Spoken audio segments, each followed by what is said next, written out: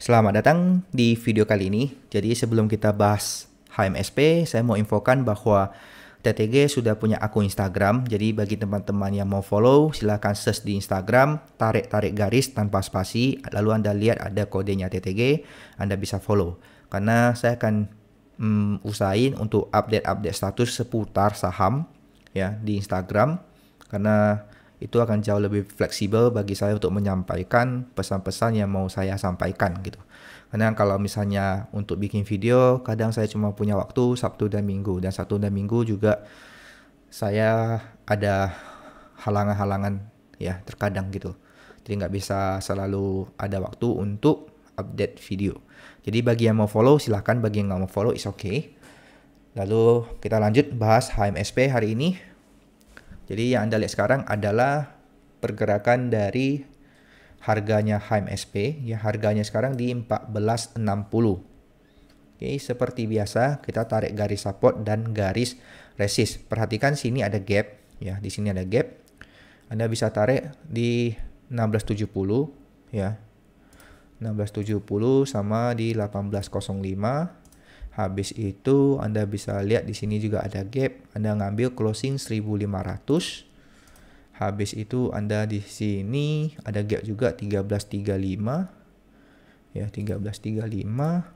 Lalu closingnya di 1415. Oke. Ya, di sini ada gap.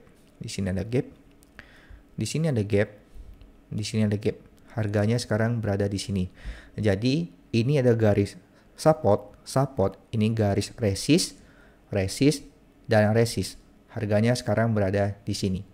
Lalu kita coba tarik garis trend line, ya. Kita tarik garis trend line, tarik garis ini ke garis ini. Oke, ini satu. Lalu tarik lagi garis ini, ya, ke garis ini. Ini yang kedua. Jadi Anda bisa lihat bahwa harga HMSP sekarang ya memang turun. Lalu kalau misalnya kita ambil garis trendline ini, dia berada ya di bawah garis trendline-nya ini. Ini menandakan HMSP dalam fase downtrend. Jadi seperti yang kita sampaikan di video saya yang tadi pagi, saya bahas XL. Waktu itu saya udah bilang bahwa minggu depan, Senin Selasa, saya prediksi IHSG akan merah. Karena akan ada berita-berita seperti COVID, jumlah kasus COVID di Indonesia tembus 1 juta. Dan mungkin hal-hal lain ya. Karena memang belakangan ini memang IHSG cukup banyak naiknya. Jadi saham-saham LQ45 dari chartingnya sekarang itu terbentur sama namanya resist ya, sahamnya resist. Jadi kalau misalnya turun dalam minggu-minggu depan ya kemungkinan dia akan turun ke area sini. Kita nggak tahu area sini atau area sini deh, tutup gapnya ini. Karena sini juga ada gap kecil ya. Oke. Lalu kita balik lagi ke HMSP. Kita lihat HMSP akan turun ke mana. Cuman satu hal yang saya selalu suka adalah gap. Ya, selalu saya suka gap. Jadi kalau misalnya dia turun, ya openingnya di bawah seperti ini, lalu dia turun, itu saya sangat-sangat senang karena ini bisa saya jadikan watchlist. Jadi biasa kalau misalnya ada saham-saham yang menarik tapi belum saatnya beli, saya akan tulis di buku catatan saya. Ini buku catatan saya udah banyak sih emiten-emiten yang saya watchlist. Bagi Anda yang tahu mungkin tahu lah ya, karena saya sekarang pegang cash. Ada beberapa saham yang saya jual di minggu yang baru lewat inilah ya.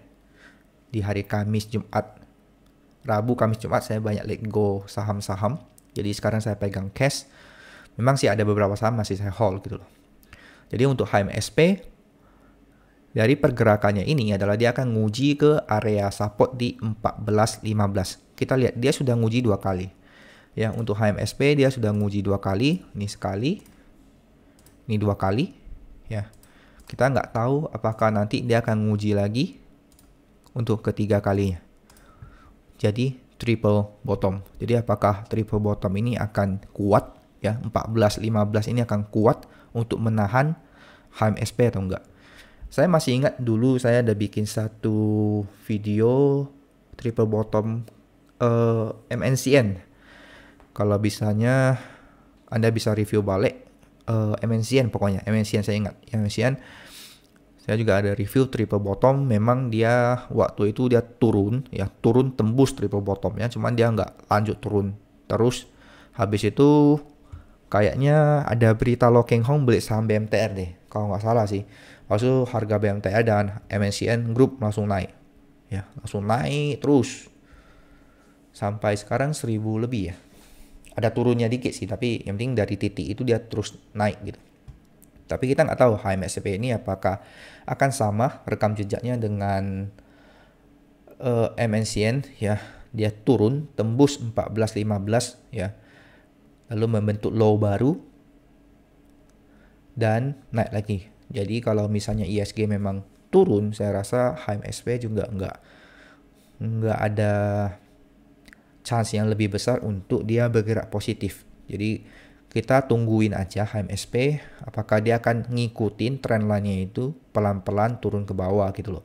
Jadi next support dia di 13.35 ya, 13.35. Kalau misalnya turun lagi, walau ini di 12.90. Oh my god. 12.90.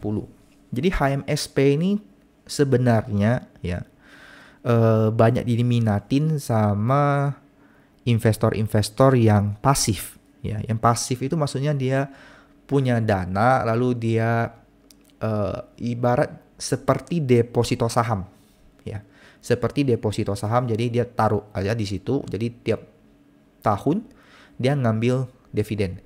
Jadi kalau misalnya Anda pengen dividennya HMSP kayaknya rata-rata tiap tahun dividennya itu 100 ya, 100. Dia bagi dividen 100% biasanya HMSP. Anda bisa cek deh, saya lupa di RTI Anda bisa cek.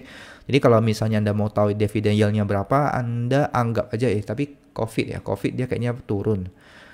Lalu kemarin ada berita masalah cukai. Jadi kita anggap aja deh ya, kita anggap dividennya itu 100 satu tahun. Jadi kalau mau tahu dividen yield-nya ada 100 bagi harga saham sekarang. Jadi kalau misalnya 100 bagi, aku pakai kalkulator aja ya biar teman-teman juga bisa lihat ya.